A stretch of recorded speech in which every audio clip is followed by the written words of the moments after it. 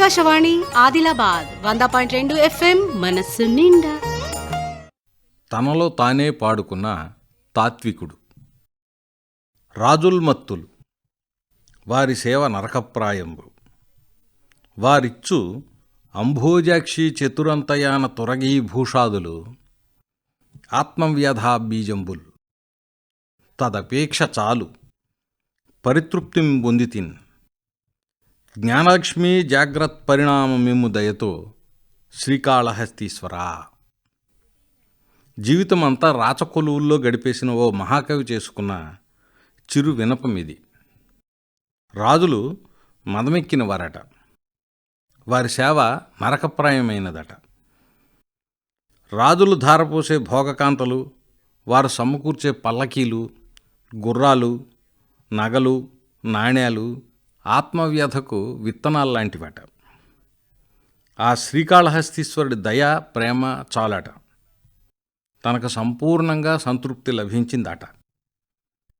అంచేత ఇకనైనా కళ్ళు తెరిపించి ఆ జ్ఞానలక్ష్మిని దయచేయించవయ్యా మహాదేవ అని శ్రీకాళహస్తీశ్వరుణ్ణి వేడుకుంటున్నాడు ఈ మహాకవి.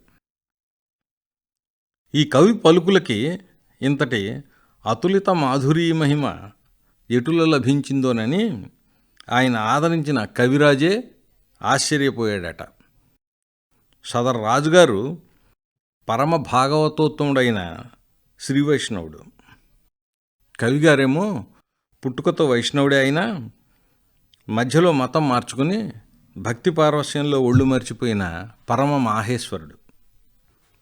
మనం చెప్పుకుంటున్న ఈ కవిగారి పేరు ధూర్జటి.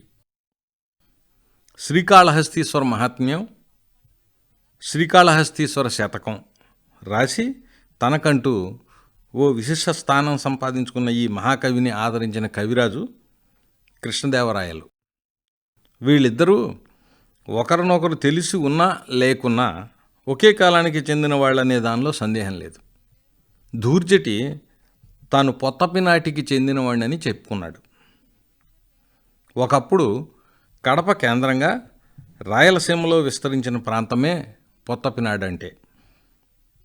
ఇతని మనవడు కుమారధూర్జటి అనే పేరుతో ఇందుమతీ పరిణయం అనే కావ్యం రాసి తర్వాతి కాలంలో ప్రశస్తుడయ్యాడు. అంతకు మించి ధూర్జటి వ్యక్తిగత జీవితానికి సంబంధించిన వివరాలు చరిత్రకు ఎక్కలేదు. తెలుగు కవిత్వ చరిత్రలో మొట్టమొదటిసారిగా పూర్తి ఆత్మనిష్ట కవిత్వం, దీన్ని ఇంగ్లీష్లో సబ్జెక్టివ్ పోయిటరీ అంటారు. అలాంటి సబ్జెక్టివ్ పోయిటరీ రాసిన మొట్టమొదటివాడు ధూర్జటి. ధూర్జటి అంటేనే శివుడని అర్థం.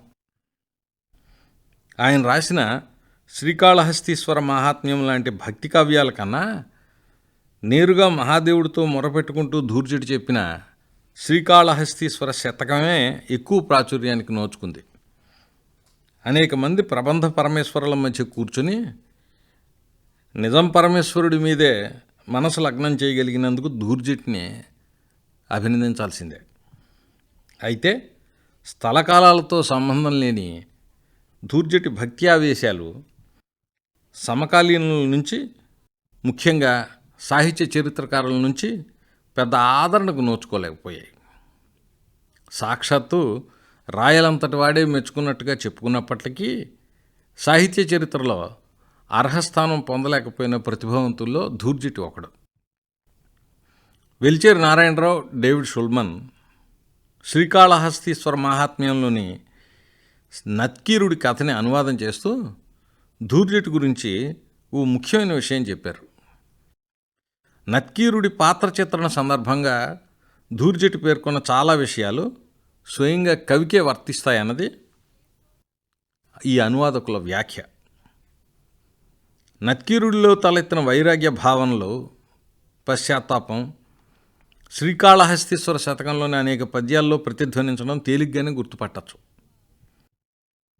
నిర్దిష్ట మానసిక అవస్థలో కూరుకుపోయిన రచయితలు తమ కళను, కల్పనను, తమ మానసికతను వేరు చేయలేకపోవడం తరచు చూసేదే. మరి ముఖ్యంగా వ్యక్తినిష్టమైన సాహిత్యం సృజించే వాళ్ళల్లో చాలామందిలో ఇది జరుగుతుంది. అందుకే శ్రీకాళహస్తీశ్వర శతకంలోని అనేక పద్యాలు ధూర్జటి కవి వ్యక్తిగతంగా తన గురించి రాసుకున్నవే అనిపిస్తుంది. అలాగని ధూర్జటి కథాకథనం చేతకాని వాడేం కాదు. తిన్నడి కథను చక్కగా చెప్పి ఒప్పించాడు. అయితే ఆ కథనంలో కూడా భక్తి తత్పరతకే ప్రాధాన్యం ఇచ్చాడు.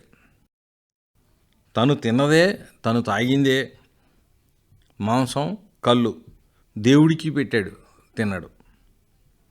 ఇందులో మనోధర్మ శాస్త్రానికి సంబంధించిన ముఖ్యాంశం అంతర్నిహితంగా ఉంది.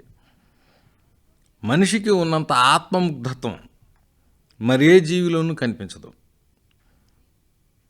ప్రపంచం అంతా ఎటు కొట్టుకుపోయినా తన అస్తిత్వం కాపాడుకోవాలని చూసుకునే లక్షణం మానవత్వంలో భాగం అయిపోయింది. అందుకే తనకు అత్యంత ప్రీతిపాత్రమైందని చెప్పడానికి మనిషి నాకు అదంటే ప్రాణం అంటాడు. దీనికి మనుషుల్లో రెండే అపవాదాలు ఉన్నాయి. మొదటిది తల్లి. అందుకే ప్రపంచంలోని ప్రతి భాషలోనూ అమ్మ అంటే ఆదిదేవత అనే అర్థం. ఈ విశ్వజనీన మానవ సూత్రానికి రెండో అపవాదం భక్తుడు. నిజమైన భక్తుడికి తనకు ఆవలగా దేవుడి అస్తిత్వం ఉన్న సంగతి సాధారణంగా స్ఫురించదు. దీనికి తగినట్లే తిన్నడు దేవుణ్ణే తనలో కలిపేసుకున్నాడు. ఆ తర్వాతే దేవుడు తిన్నడిని తనలో కలుపుకున్నాడు. అలాగే కంటికి కన్ను, పంటికి పన్ను అనే ఆటవిక న్యాయానికి తగినట్లుగా శివుడు కంట నీరు పెడితే తన కన్ను పెరికి శివుడికి అమర్చాడు తిన్నడు.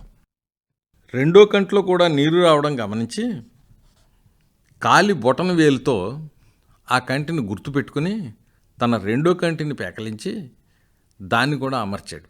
అలా వైద్యనాథుడికే చికిత్స చేసిన భక్తనాథుడు తిన్నడు.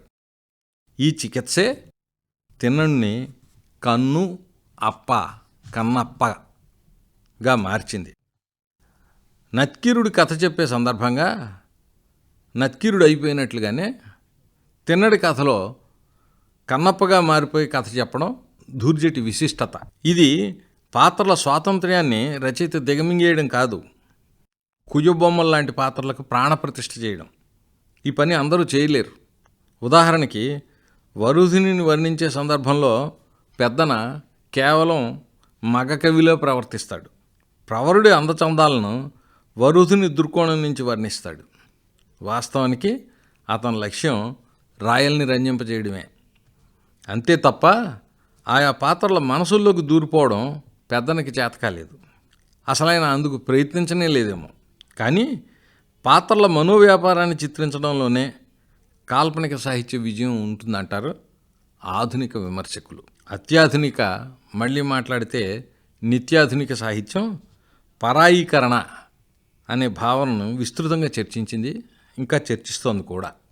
సాహిత్యం మొత్తం ఒక దశలో ఆత్మగతంగా మారిపోతుందని ఈ చర్చలో పాల్గొన్న పెద్దలు అన్నారు. నిజానికి శ్రీకాళహస్తీశ్వర మహాత్మ్యం, శ్రీకాళహస్తీశ్వర శతకం లాంటి ధూర్జటి రచనల్లో ఈ ఆత్మగతీకరణే పరిపూర్ణమైన రూపంలో కాకపోయినప్పటికీ కనిపిస్తుంది. దురదృష్టం ఏమిటంటే సంప్రదాయ సాహిత్య విమర్శకుల స్థాయి సామాన్య పాఠకుల స్థాయి కన్నా ఎగువన లేదు. అంచేత ఇలాంటి ముఖ్యమైన విషయాలు చర్చకు రాకుండా పోయాయి. ఈ సందర్భంగా శ్రోతలకి నాదో చిన్న విన్నపం. ఏదో ధూర్జటికి ఒక్కడికే అన్యాయం జరిగింది అనుకుని ఆయన మీద జాలి పడకండి. నిజమైన అన్యాయం మనకందరికీ జరిగింది, జరుగుతోంది అని గుర్తించండి. ఆకాశవాణి ఆదిలాబాద్ 100.2 FM మనసు నిండా.